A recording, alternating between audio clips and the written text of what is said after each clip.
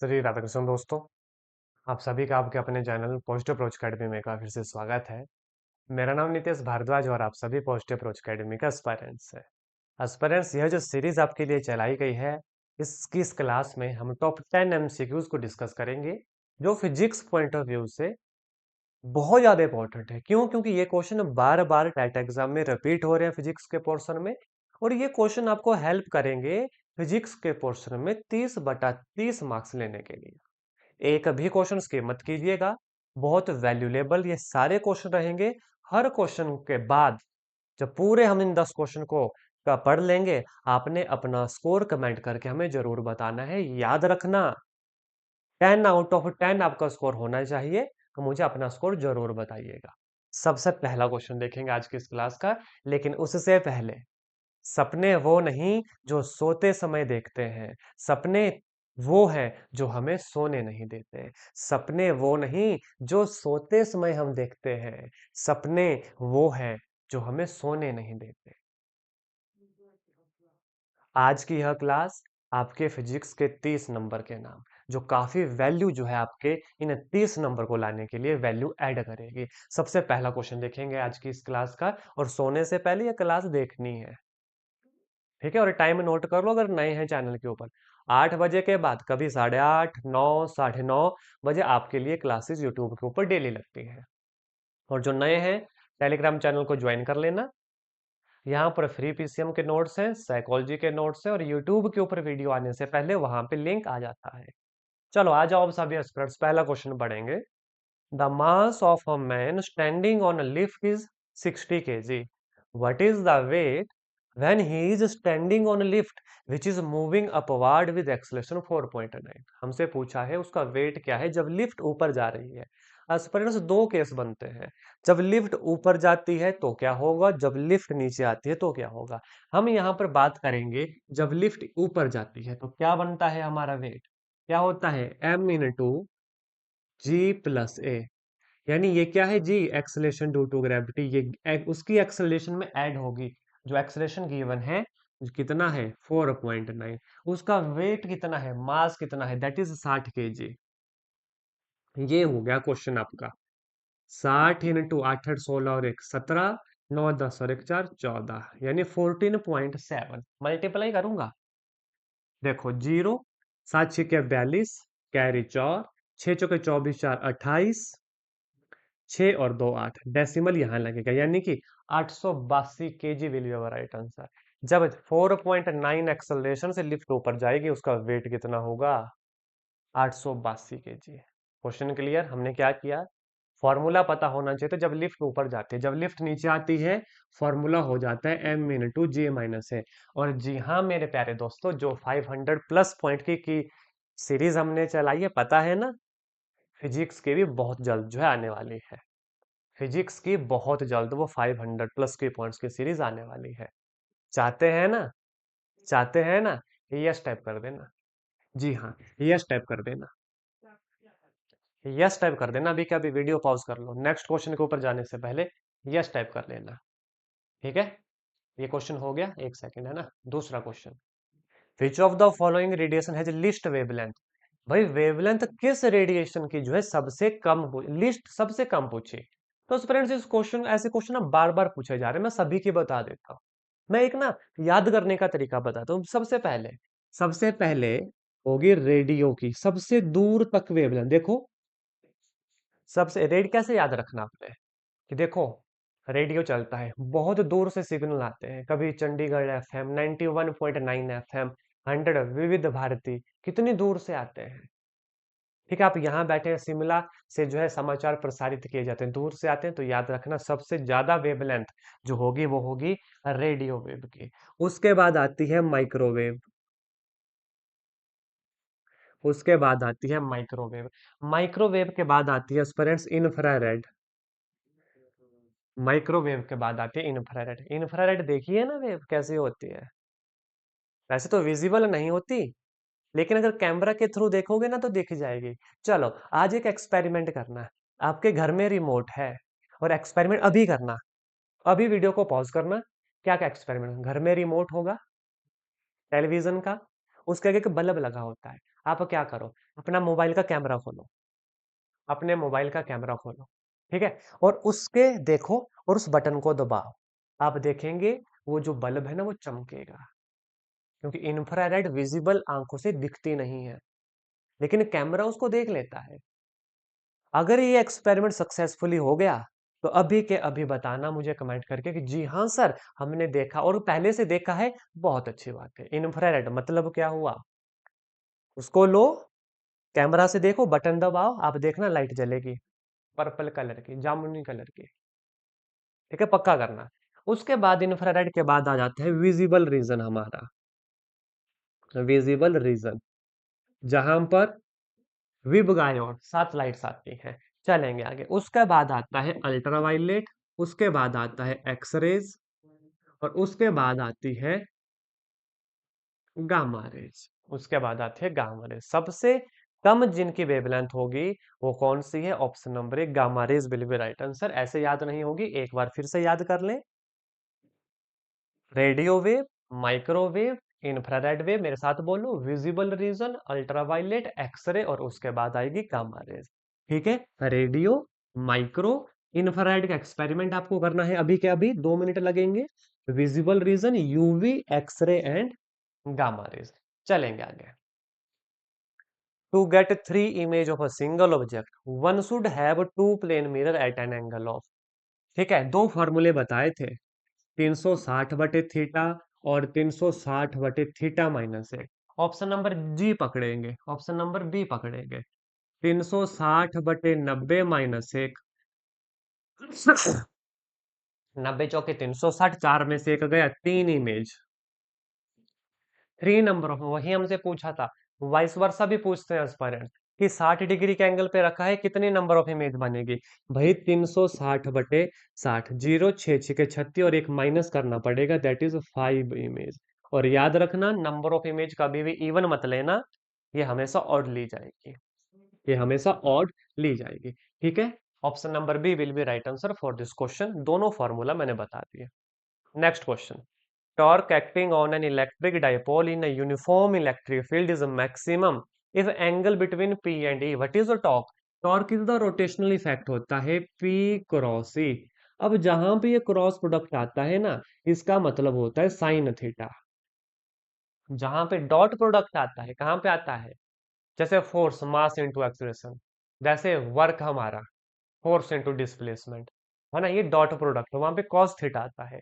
ये है cross product, यहाँ पे साइन थीटा आता है, और मैक्सिमम वैल्यू थीटा की होती है 90 डिग्री, जो होती है 1, और मिनिमम 0, साइन 0 पे 0। तो आपका आंसर क्या होगा कि at theta 90 degree this value is maximum, और वही हमसे पूछा था मैक्सिमम वैल्यू कहाँ होगी। भाई ऑप्शन नंबर सी 90 डिग्री के हुए। क्या आप काउंट कर रहे हैं आपका स्कोर कितना रहा। हर क्वेश्चन को सॉल्व करने से पहले वीडियो को पॉज करो और खुद से देखो, अदरवाइज मैं टाइमर भी चला सकता हूं, लेकिन टाइमर चलाने से क्या होगा, वीडियो को पॉज करो, ठीक है। Next question, time taken by alternating current of 50 hertz in reaching from zero to maximum value, क्या टाइम पीरियड होगा, बड़े ध्यान से देखना। ये हमारे पास हमारी पूरी एक, देखो, यहां से यहां तक, यहां पे टाइम आधा, लेकिन जो मैक्सिमम वैल्यू है वो तो ये इस हिस्से पे है। देखो ये तो इस हिस्से पे है, यानी कि हमें टाइम पीरियड निकालना है यहाँ का, यानी कि 1/4 हिस्सा। देखो 1/4 हिस्सा में निकालना है, समझ गए, क्योंकि इसी पॉइंट पे तो मैक्सिमम करंट है और ये 1/4 है। चलो इतना पता लगा। अब टाइम पीरियड और फ्रीक्वेंसी गिवन है, what is the relationship between time period and frequency, याद है, टाइम पीरियड होता है 1/फ्रीक्वेंसी, या फ्रीक्वेंसी होता है 1/टाइम पीरियड। व्हाट इज फ्रीक्वेंसी, भाई number of vibration in 1 second, number of revolution in 1 second, कि 1 सेकंड में कितनी बार वो वाइब्रेट होता है, 1 सेकंड में कितने चक्कर वो काटता है, दैट इज फ्रीक्वेंसी, याद रखना आगे के लिए। तो ये हो गया 1/50, 50 हर्ट, जो कितना आ गया 0.02, यही हो गया। अब देखो ये निकला टाइम पीरियड, ये निकला कंप्लीट टाइम पीरियड, लेकिन हमें निकालना 1/4, तो इसको किससे मल्टीप्लाई करेंगे भाई, 1/4 से करेंगे।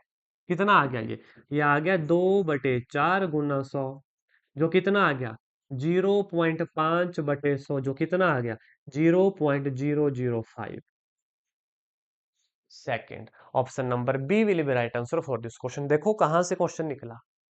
और एस्पिरेंट्स, जी हाँ, मुझे आप सबका पता लग चुका है। आप सभी ने लास्ट क्लास में काफी हमें बताया कि जो मैंने कहा था कि कमेंट करके जरूर बताना कि न्यूमेरिकल क्लास चाहिए कि नहीं। बहुत सारे एस्पिरेंट्स ने लिखा है बहुत जल्द डेडिकेटेड एक लंबी सी न्यूमेरिकल क्लास आपको मिलेगी, जहां पर जितने भी प्रीवियस ईयर क्वेश्चन में न्यूमेरिकल पूछे हैं ना, एक साथ आपके सामने लाऊंगा बहुत जल्द। ठीक है, लेकिन तब तक इन क्लासेस को अच्छे से देखो, इन्हें बार बार पढ़ो, तब जाके ये याद रहेंगे। Next question, the nature of frictional force. Nature of frictional force, देखो फ्रिक्शनल फोर्स का नेचर क्या है भाई। फ्रिक्शनल फोर्स नंबर वन, एक तो पाथ पे डिपेंड करती है। जो पाथ पे डिपेंड नहीं करती थी ना, उन्हें क्या कहते हैं, उन्हें तो कंजर्वेटिव फोर्स कहते हैं। और जो पाथ पे डिपेंड करती है वो नॉन कंजर्वेटिव फोर्स कहलाती है। Option number B will be right answer. आपने मुझे दो नाम ऐसे देने हैं जो कंजर्वेटिव फोर्स है, और ये हमारी नेचर की फोर फंडामेंटल फोर्सेस में से ही निकल जाएंगी। फिर से बताऊंगा, कंजर्वेटिव फोर्स ऐसी फोर्स होती है जो पाथ पे इंडिपेंडेंट होती है, यानी इनिशियल और फाइनल पॉइंट पे डिपेंड करती है। नॉन कंजर्वेटिव फोर्स ऐसी होती हैं जो पाथ के ऊपर डिपेंड करती हैं। फ्रिक्शनल फोर्स तो देखो भाई पाथ के ऊपर डिपेंड करती हैं, पाथ कैसा है। Is that clear? और maximum value of frictional force क्या होती है, ये भी कमेंट करके आप हमें बताएंगे। देखो बहुत सारे क्वेश्चन बन जाते हैं आपके लिए, तो इसलिए जब भी मैं कहता हूं ना, उसी समय क्लास को पॉज करो, पहले उसका आंसर करो। और आप सभी जानते हैं हर एक एस्पायरेंट्स के आंसर को मैं खुद से लाइक करता हूं, मैं देखता हूं आप पढ़ रहे हैं कि आप अच्छा कमेंट कर रहे हैं, सही आंसर होता है मैं लाइक करता हूं। बाकी अगर आंसर पता भी ना चले तो अदर एस्पिरेंट्स के आंसर वहां पे आपको मिलेंगे, तो वहां से भी फिर आपके क्वेश्चन तैयार हो जाते हैं। नेक्स्ट क्वेश्चन चले देखेंगे।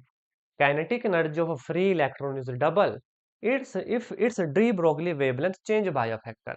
भैया de Broglie wavelength change by a factor, सबसे पहले तो हमें डी ब्रोगली का रिलेशन पता होना चाहिए, किसके साथ, मोमेंटम के साथ। क्या होता है, ये होता है lambda is equal to H over P, wavelength Planck constant,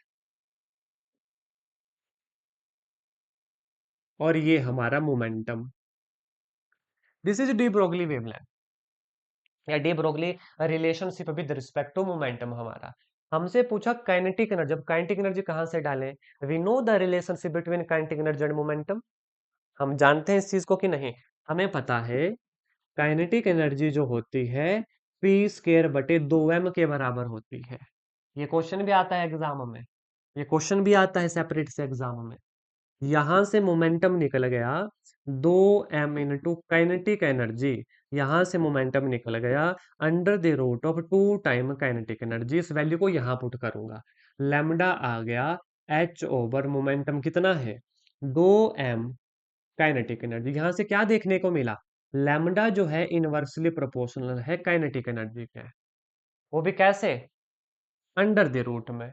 अब इन्होंने बोला kinetic energy of free electron is double, double करो, डबल करो, कर दी डबल, तो कितने से चेंज हुई, देखो 1/√2 से जो है चेंज हुई हमारी वैल्यू। तो wavelength change by a factor of 1/√2, option number C will be right answer. आप सीधा याद करो, आप चाहे समझ के याद करो, डिपेंडिंग अपॉन यू, आपके ऊपर डिपेंड करता है।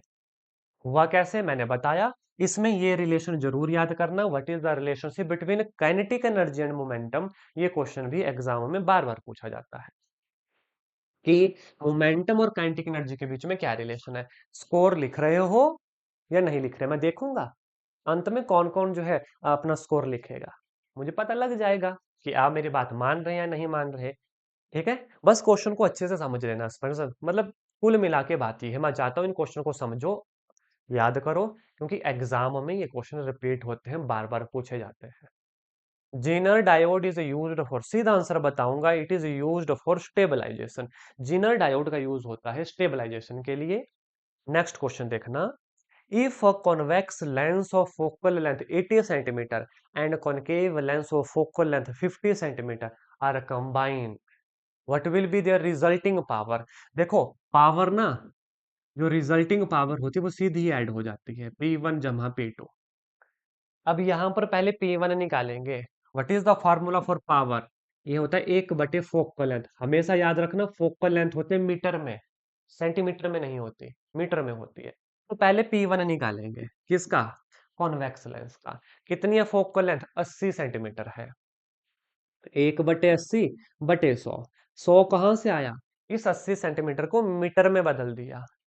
0 से 0, 8 1 जार 8, 9 10, 8 2 16, ठीक है, 20 बना, 8 2 16, 40 बना, 8 5 40। ये प्लस का 1.25। What is the unit of power? Dioptre. ये भी क्वेश्चन बनता है। फोकल लेंथ 50 सेंटीमीटर, किसकी? कॉनकेव की, जिसको P2 लिया 50 है, तो 100/50, जो कितना आ गया? 2। लेकिन माइनस का क्यों? क्योंकि ये कॉनकेव है। अब रिजल्टिंग पूछा है P1 माइनस P2, 1 जमा 2.5 माइनस 2, कितना आएगा?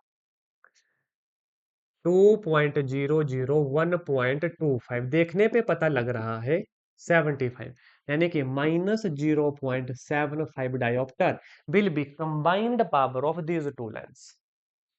क्वेश्चन समझ गए? कौन सा ऑप्शन है? Option number D will be right answer. Next question के ऊपर लेकर चलूंगा, उससे पहले एक बार फिर बताऊंगा, लेंस से क्वेश्चन पूछे जाते हैं। यहाँ पे दो तीन चीजें यूज होती हैं। What is power? पावर होती है 1 बटे फोकल लेंथ। हमेशा याद रखना फोकल लेंथ होती है मीटर में, सेंटीमीटर में गिवन होगी, मीटर में बदलना। इसकी यूनिट जो होती है डायोप्टर होती है। कॉन्वेक्स लेंस की पावर पॉजिटिव होती है, कॉनकेव की पावर माइ नेगेटिव होती है, और पावर सीधी आपस में ऐड हो जाती है। अगर रिजल्टिंग पावर निकालनी हो, सीधी आपस में ऐड हो जाती है। आगे लेकर चलूंगा। ये क्वेश्चन तो हो गया है ना। नेक्स्ट क्वेश्चन, ये आपके लिए homework question. A fuse wire is always connected with, किसके साथ फ्यूज वायर कनेक्टेड होती है? Live wire, earth wire, neutral wire, और option number D all of this. Fuse wire जो है किसके साथ कनेक्ट होती है? एस्पायरेंट्स, ये आज के 10 इंपॉर्टेंट एमसीक्यूज थे। अब अपना स्कोर जो है कमेंट करके मुझे जरूर बताइएगा। इसी तरीके की और क्लासेस के लिए हमारे चैनल के साथ बने रहें। डेली आपकी क्लासेस लगती है। इससे पहले आज के दिन ही मैथमेटिक्स की क्लास अपलोड हो चुकी है। अभी तक प्लेलिस्ट विजिट नहीं की, चैनल के ऊपर जाएं, नंबर 1 चैनल को सब्सक्राइब करें, बेल आइकन को जरूर प्रेस करें। भले ही टेट एग्जाम तक करें, ताकि हर वीडियो की नोटिफिकेशन मिलती रहे। उसके बाद कर देना ऑफ, उसके बाद साइलेंट कर देना।